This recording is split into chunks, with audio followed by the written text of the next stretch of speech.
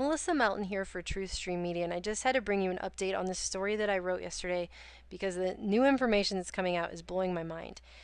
I wrote this story, Report, Was Navy Yard Shooter Gang Stalked with Mind Control Microwave Weapons? And I wrote it because on August 7th, Aaron Alexis, the suspected shooter in the Navy Yard shooting that happened in Washington, D.C. earlier this week, left 13 people dead, actually had called the Rhode Island Police Department on August 7th, claiming that 3 people were sent to follow him and keep him awake by talking to him and sending vibrations through his body.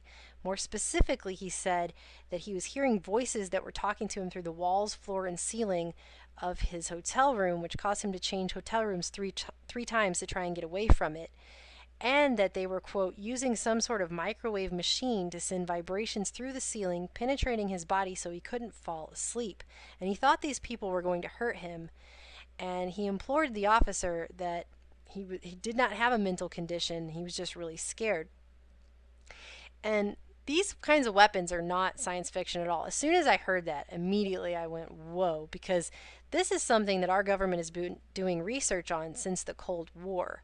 It's based on Nikola Tesla's research, and it's been around for an awfully long time.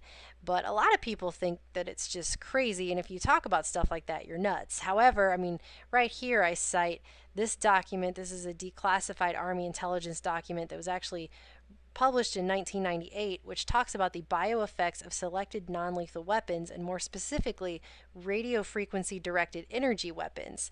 And it discusses how these weapons can have the incapacitating effect of microwave hearing, which is to basically voice to skull, put voice communications directly into someone's head that only they can hear, and how this was successfully demonstrated back in 1998, although there are other documents that show it was actually successfully demonstrated many, many years earlier.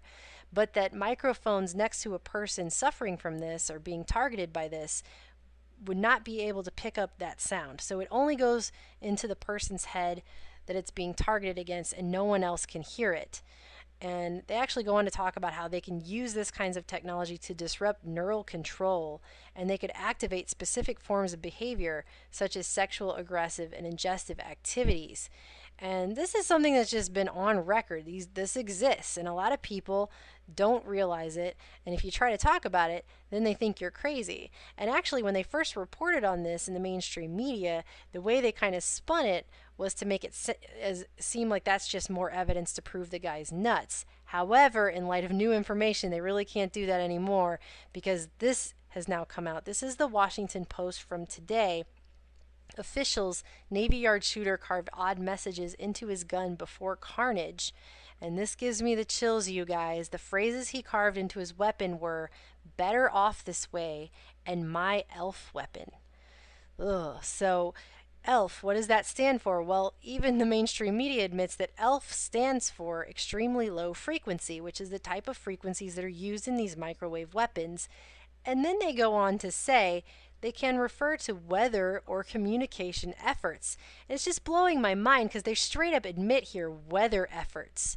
That means that extremely low frequency waves can be used to modify the weather, and they're admitting it in the mainstream media. This is the kind of stuff that if you talked about this even 6 months ago, they would be all over you and calling you insane. And they do go on to admit that this is a conspiracy theorist issue, where they talk about how extremely low frequency waves are used in the military project, which was HAARP, the High Frequency Active Auroral Research Program. And they say HAARP is often cited by conspiracy theorists. Yeah, you think, because